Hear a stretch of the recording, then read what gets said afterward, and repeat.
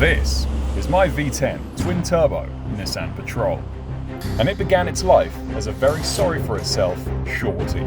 So, naturally, I tore the whole thing apart, threw some paint on it, and then shoehorned an ungodly-sized engine into it. Then, people said it wouldn't run. Then it ran. They said it would never drive, and then it drove. And then, they said it would never make power without an aftermarket ECU. Fucking hell. Well, I soon shut that lot up, didn't I? Anyway, here we are. And today, we get an exhaust. To shut the car up too. A 3.5-inch full stainless steel exhaust, that is.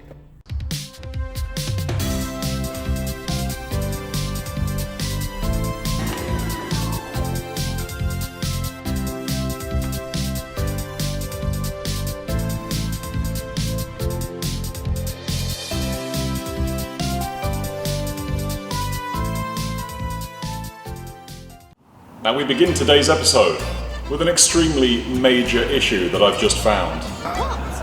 Pierce my foot on the spine. And this can be the difference between this project being finished or just stagnating into a pile of unfinished garbage. Now at some point, I plan to have a bonnet attached to this car. I know, controversial. And the bonnet is typically held up by this little rod thing. And this rod thing is typically retained by a little plastic clip. And seeing as I have excessive amounts of wiring in this car, I've used the hole for this clip for something else under here. Now this sudden tragic news gives me only one option: hating on monopoly companies. Now you can buy a cheap crap bonnet strut kit for some amount of money, and this means that you have to drill into your bodywork and do all sorts of horrible things. There are also some other options that mean that you have to pay out of the arse to not have to drill into your car. So I'm now going to show you how you can make your own bonnet strut kit at a cost of 2 bonnet struts that cost me $22 for a pair, as well as a piece of steel. But don't worry, you don't need a CNC plasma cutter that costs many thousands of dollars. You'll be able to do exactly what I'm about to do now using a piece of 25mm angle steel.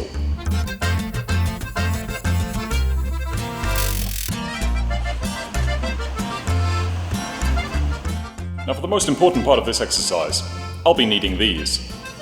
That's right, miniature ski poles.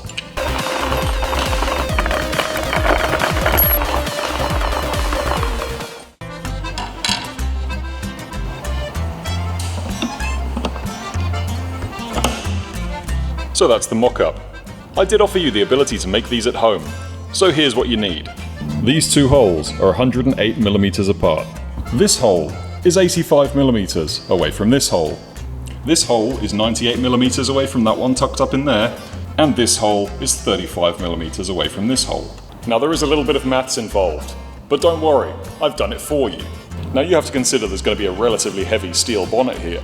These struts have to be strong enough to hold it up so it doesn't fall down on your head, but they also have to be weak enough so that you can actually close the thing. So these magical struts, 325mm long, and my force range came into the realms of 500 to 550 Newton meters. However, the cheap ones are 325 and 600 Newton meters.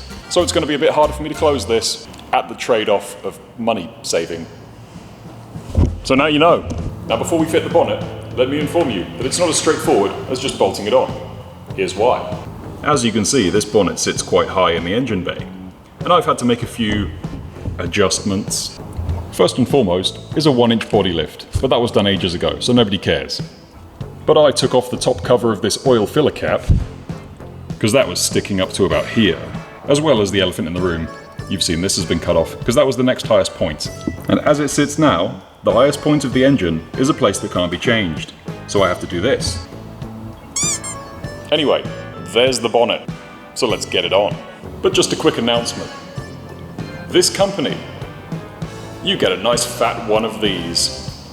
Your music sucks. Stop copywriting tiny YouTube channels, you fucking losers.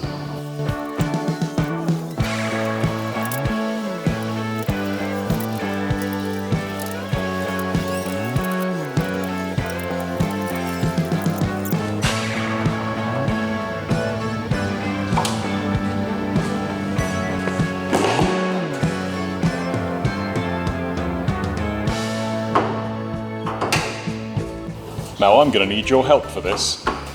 As I lower this, your job is to closely look at the bonnet and see if any bits push up, as if it's touching the engine.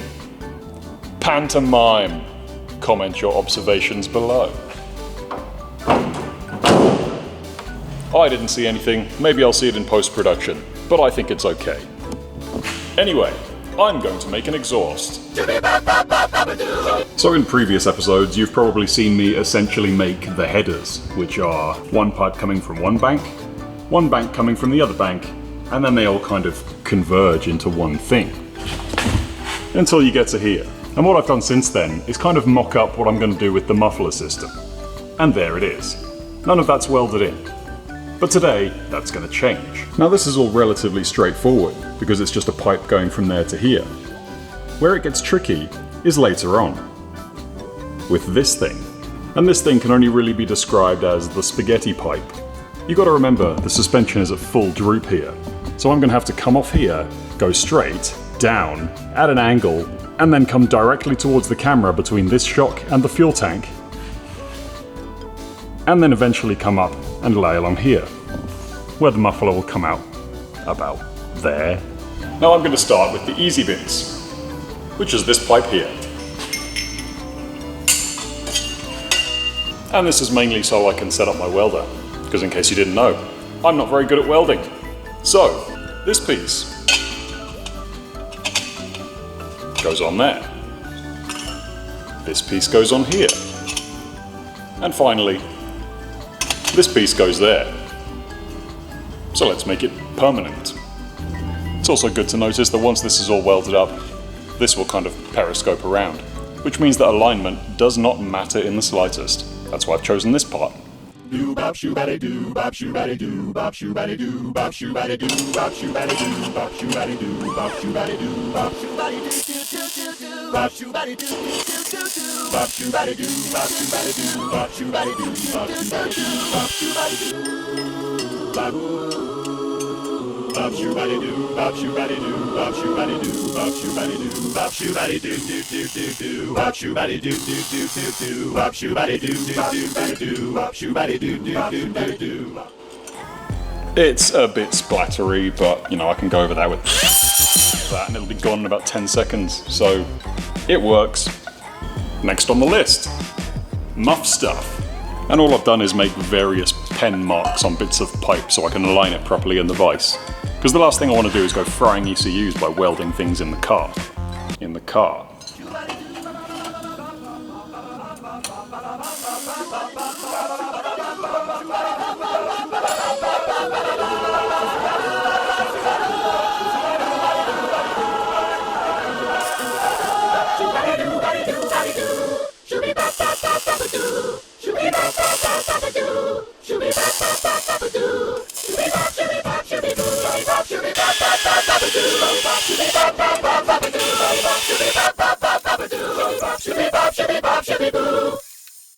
Now this is looking pretty good so far. This is only held up by a weird little, come on brain, what's that called?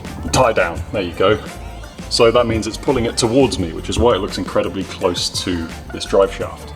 But when it's actually fitted, it's going to be about there.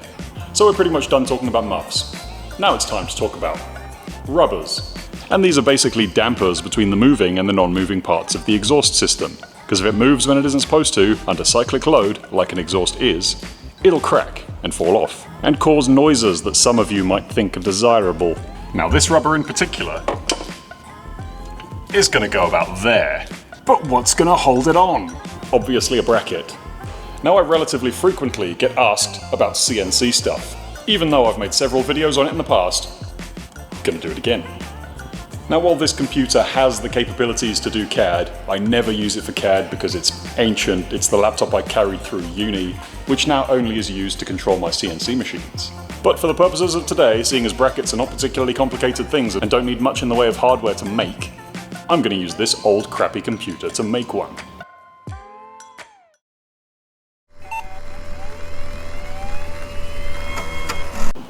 Now there are a few measurements that I'm going to have to take off this little rubber thing.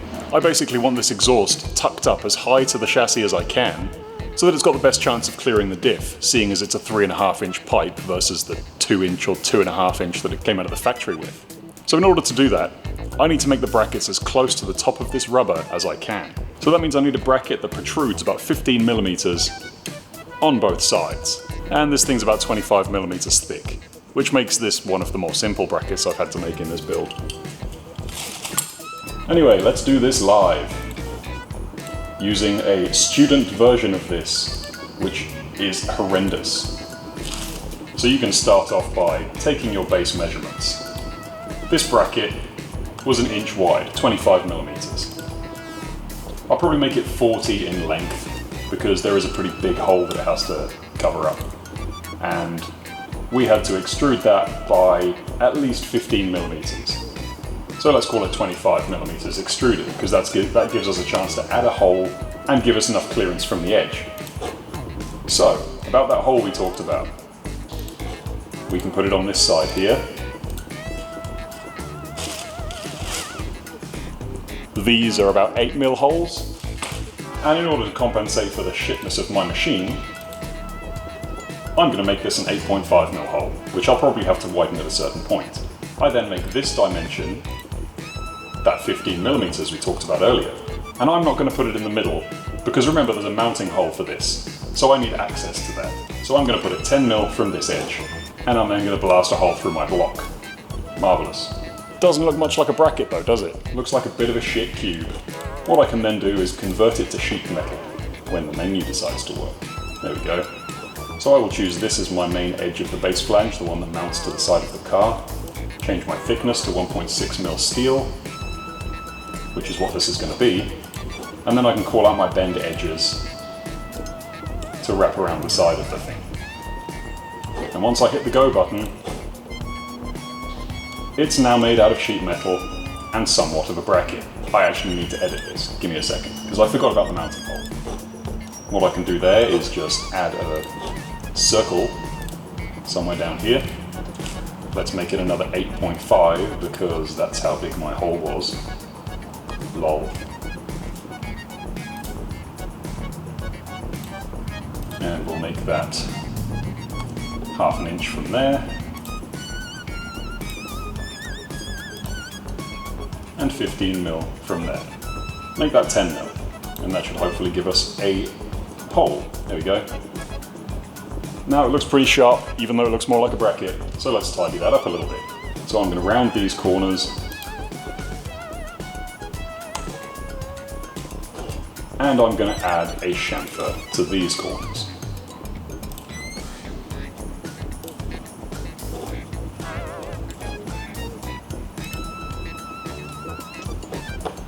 And seeing as they've now become sharp, I will fillet them too.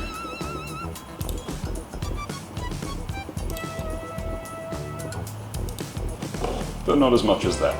Let's make that 5mm.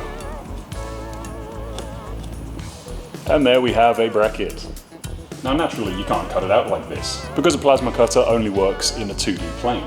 So all you have to do there is just choose to unfold it, and there we go, that's the bracket. So that's the CAD side done. That's half of the battle. Not all of it. Because we have to convert this into language that the machine can now understand. Because at the moment, all it is a 3D thing with a bunch of points on it. That's where Fusion 360 comes in. So all I'll do here is open up that little bracket that I made in the other software. And what I'm doing now is converting this into G-code. Now previously, what I've done is set up my plasma cutter to work with this software, which means that I have a machine profile already saved here.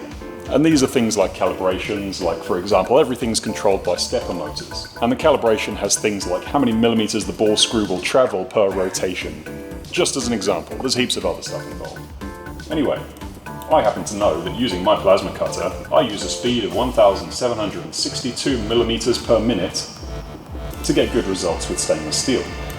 I can then choose the contours I want to cut, and make sure that my lead-in distance is bigger than half of the hole size, because otherwise it either won't work or you'll end up with cuts in where you don't want cuts.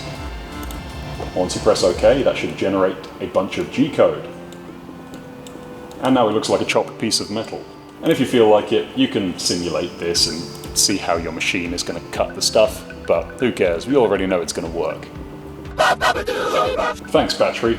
Anyway, post-processing now, all that does is it saves your G-code into a file, And then we move on to our third piece of software. And this is the stuff that controls the machine itself. And there it is. All we've done, as you can see here, is convert everything into a coordinate-based grid system, and the machine essentially does the rest given its configuration files. So for example, you've got an X and a Y coordinate system, and it goes down and you can click on a line that you want and it'll bring you to the line of code that corresponds to that particular one. It's essentially the same as reading a map. You've got a grid reference and it says go there. Anyway, we're pretty much done. Now it's time to make fire things. Now my voice is probably going to sound shit because the machine is quite loud. But essentially, you have to make sure that your piece being cut out does not go out of the boundaries of the metal. That's about all there is to it. And you can watch this in real time to see exactly how fast these things do get cut up. Because often what you see online is these things working at light speed, which they don't.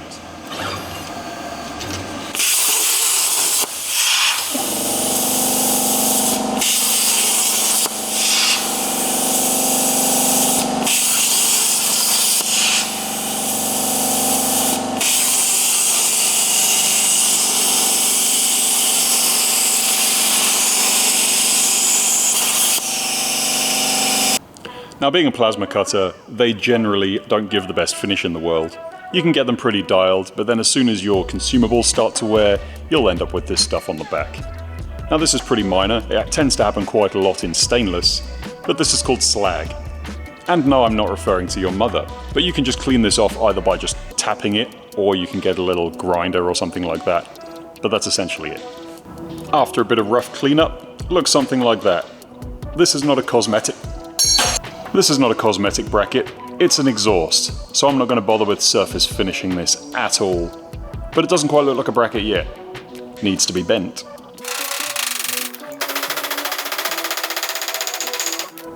And as if by magic, the bracket we all dreamed of. Yes, much later.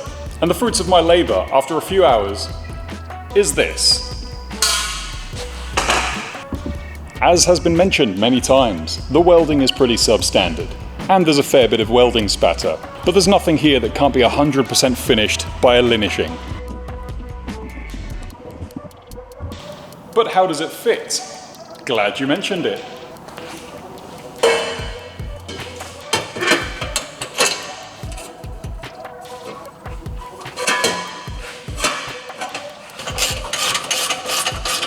So here's a guided tour of the full exhaust. We start off up there, out of the turbos, with a catalytic converter, which goes round there where it matches on the other side and joins into a 2-into-1 flex joint, 3.5 inches.